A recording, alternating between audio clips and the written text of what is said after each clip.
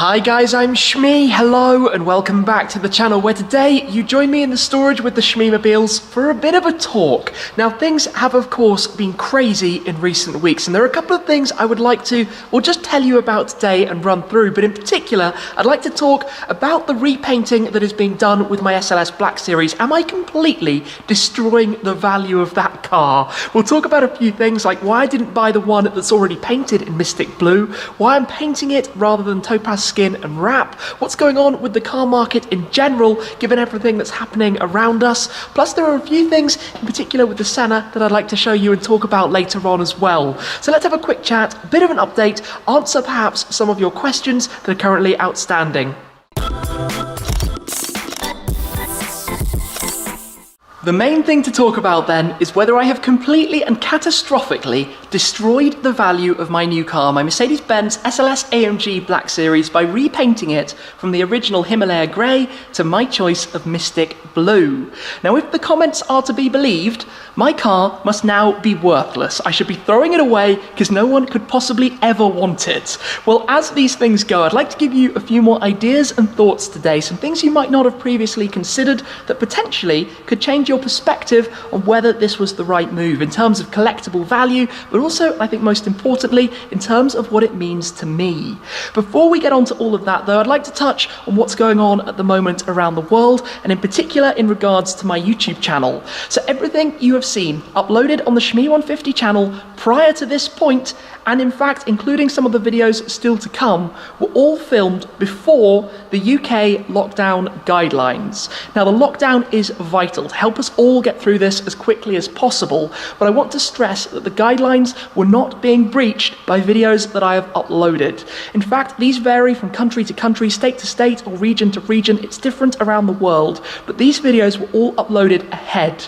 Myself and other YouTubers who have been doing this for many years all talked about what was happening in China, in Italy, and it was kind of obvious to predict that this would happen over here as well. As such, I went out, filmed a whole load of videos in February, also in early March. In fact, one I'm going to touch on in a moment with a kind of sneaky clue as to what was coming if you'd watched it. A few people worked it out at the time actually. But the big thing that I really want to emphasize right now is that in the videos I've uploaded up to this point, there's been a hard-coded disclaimer, there's been a mention in the description, there's been a mention in the pinned comment, there has been replies on every platform, Facebook, Instagram, Twitter, YouTube, you name it, and there was even a video ahead of all of this called What's Next, where I explained that the videos to come were all pre-shot.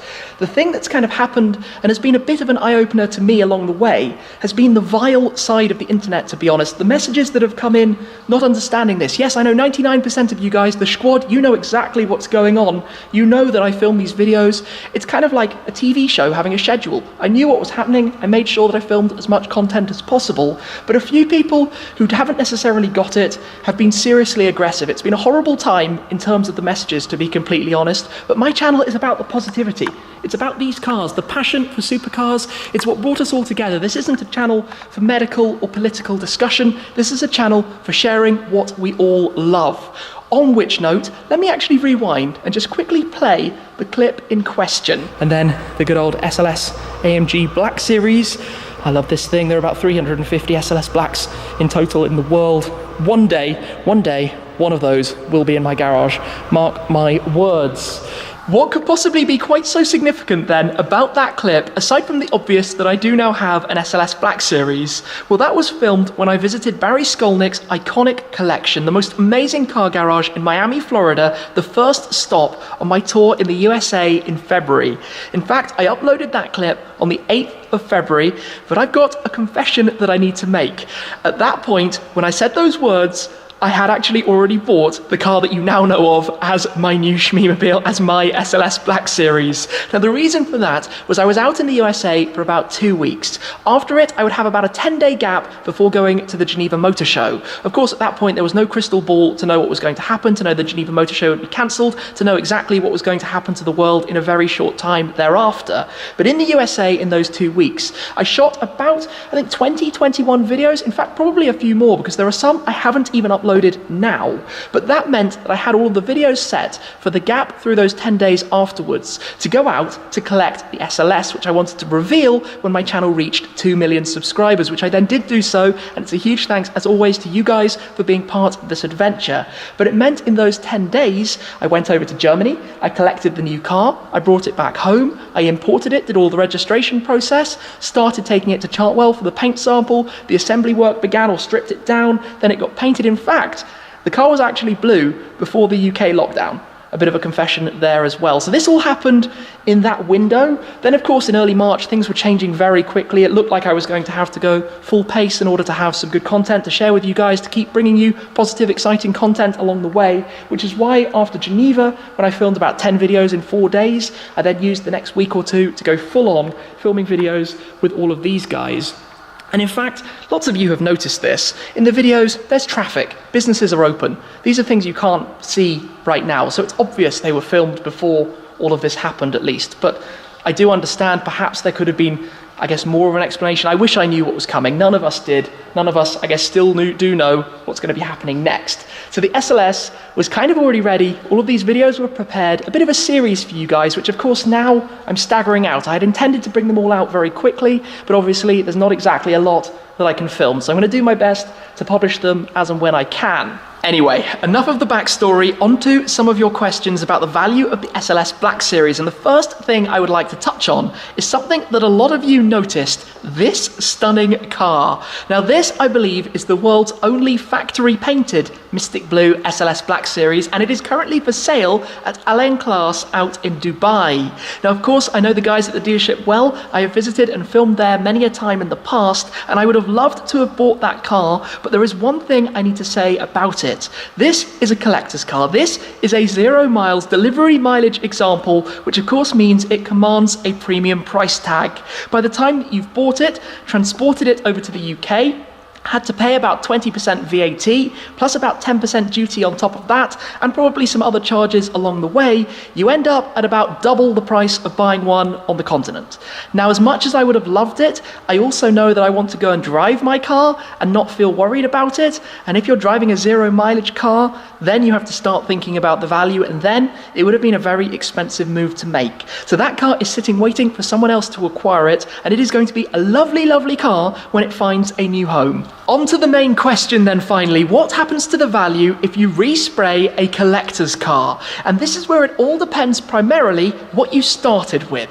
If we're talking a rare classic, a car with a clean history, it's never been damaged, you've got a perfect record of all of the services and the receipts, it's been owned by one person from new and done very few miles, as well as being in one of very few original colours, and it still has perfect paintwork, and then you went to a dodgy garage to repaint it in a different colour from a different manufacturer and had no documentation that that was ever done, that is how you destroy the value of a collector's car. By way of an example, if you have a Ferrari F40 that's had one owner, done 500 miles, in original Ferrari Rosso Corsa paintwork, and you took it to repaint it in, let's say, my cerulean blue, like on the Senna and on the G63, that would be very, very, very silly. This is where my specific SLS Black Series comes a bit into play. Now, I was pretty adamant for a car with some mileage, which also helps in terms of the import process. You need a car that's done more than 6,000 kilometers to avoid having to pay the VAT again, which of course is quite a significant amount on a car like this. It needs to be 6 months old and have done more than 6,000 kilometers. So that was an absolute must criteria rule of importing a car to the UK coming out of the EU, in this case out of Germany. Now my car, as I had mentioned, I actually saw it 6 years earlier. It was wrapped in a Ring Police Team livery. It had also been on display at various shows and events. So we've already got a car that's done some miles, been wrapped, and been on show stands. These are things that turn collectors very far away from this kind of car, not to mention my plans ahead. I'm going to take it to VMAX, I'm going to drive the Nürburgring Nordschleife, I'm going to do track days, I'm going to fly it around the world, I'm going to take it on rallies, and I'm going to have some fun with it. These are things that in terms of longevity of value in a collector's car don't really help. So at the end of the day, my car has all of its service records. Mechanically, it's perfect. It's been driven evenly across the years. It's been serviced every year by Mercedes-Benz Munich correctly and properly. That was the most important thing to me because ultimately, mechanically, well, that matters a lot in terms of what I'm going to be using it for. But my car had sat on the market for something like 6 months or so before it got bought, which said to me that even though it was in a very rare colour, quite an individual colour, it hadn't screamed to other collectors that they wanted that one. So while the colour looked beautiful, nobody had gone for it. So that tells me that that colour wasn't really very important, or somebody else would have bought it. The price wasn't exactly bad at all. Now, the other thing that's really interesting, and very lucky with the timing of when I did buy my car, so I paid for it kind of in mid-late February, around the 20th of February, and the big thing about that was when the currency was best in my favour. In fact, my car to pay right now, or in fact 2 or 3 weeks after, would have been more than 40 or 50,000 pounds more expensive just down to the currency, the same price in euros. That's how crazy the market has been recently with everything that's happening. So it meant for me that, well, I feel like I got a pretty good deal on the car. Just after Brexit had been confirmed, everything was kind of settling down before it all obviously spiraled off again, and ultimately meant that I feel with the car a bit more freedom to do as I would like with it because of the type of car that it is and the plans that I've got for it in the future. And one way I described this, I think over on Instagram, was rather than it depreciating some theoretical value of a car that I don't ever intend to sell, it's a permanent member of the Shmeemobiles alongside, some of these cars that we have right here. I've appreciated my personalisation of it and my love for that car. And ultimately, at the end of the day, I've added the car to the collection to enjoy my way. And if that's a Mystic Blue, that's kind of the best way to do it. I do also want to answer some of your other more common questions, including why I didn't go for Solar Beam Yellow. That probably would have been the bookie's favourite, but also why didn't I wrap the car or even use topaz skin like we did with the G63 when we did it in the MSO Cerulean Blue and the Satin Navy to be the perfect match to the Senna? Well, there is actually a pretty good reason and explanation for this. Of course, topaz skin is introduced to both protect the original paintwork and temporarily change the colour with the ability to reverse it and return it back to how it was afterwards. In the case of the G63, it is not a car that I'm going to own forever. Underneath, it is actually metallic black, but obviously, crucially, people only buy G63s if they're black, white or grey. People don't buy dual-tone blue G63s. So this has to, at some point, be returned when I've owned it for a couple of years. Of course, no time, any time in the near future.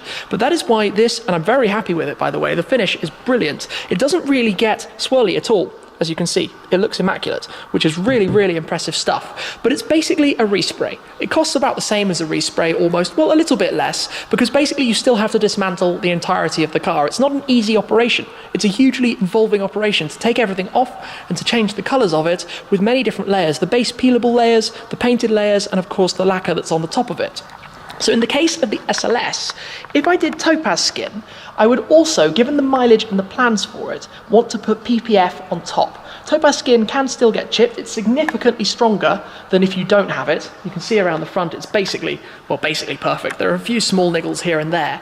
But with the amount of driving and the future plan to keep the SLS, I wanted it perfect. So if you've PPF'd on the top of skin, we don't really know if you ever have to replace it, if you can take the PPF off without having to respray effectively the entire car.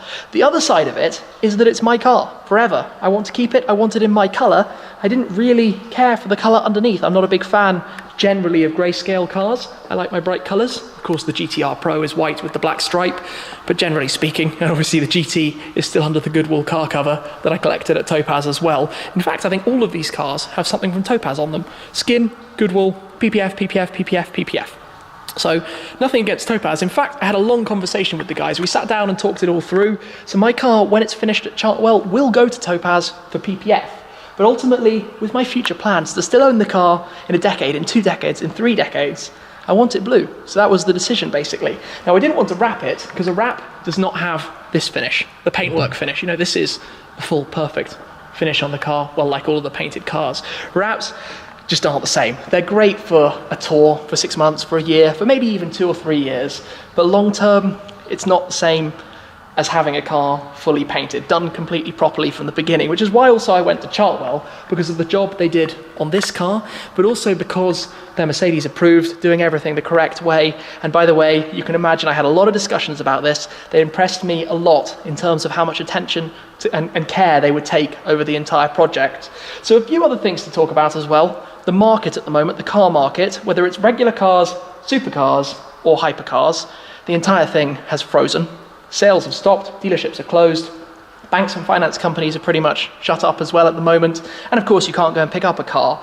There are also things that are going to have an impact for the future. Designers and engineers are currently on pause. Marketing and sales teams are currently on pause. Factories are even on pause, which means a lot of cars aren't going to be built or will be delayed, which will have an impact on some of the future Schmeemobiles. But I tell you what, when it comes to the values of cars like these, in fact, the values of everything, they've kind of just dived off the edge of a cliff. At least I think. Everything's stuck. You can't sell a car, so a car has pretty much, well, no value at the moment. But if, let's say, 12 months ago you had bought a new 812 Superfast, spec'd up to 350 grand, you needed to get rid of it now, probably going to be offered like 200 grand, you probably won't even sell it unless you have to. So there's going to be a bit of a bloodbath of cars that need to be sold, and there'll be a lot of cars, I guess, that people will just hold on to. Now, I'm lucky that I don't intend to sell any of the Schmeemobiles anytime soon. In fact, of course, again, hindsight is a wonderful thing, crystal ball and all of that. Probably wouldn't have bought the SLS Black Series if I had seen what was coming, but don't get me wrong, I'm going to look at the positive side and enjoy the car as I always do. This channel is about exactly that, so I'm going to have a good time with the car, whatever it is that I'm able to do with it down the line. But generally speaking, these cars, it's not that the values have done this, you can't sell them at the moment. You couldn't sell a car, so I think it's an interesting time in terms of the car market in general right now and what's going to be happening next. There are two other things to show you. One is what I've got down there, and the other involves the Senna.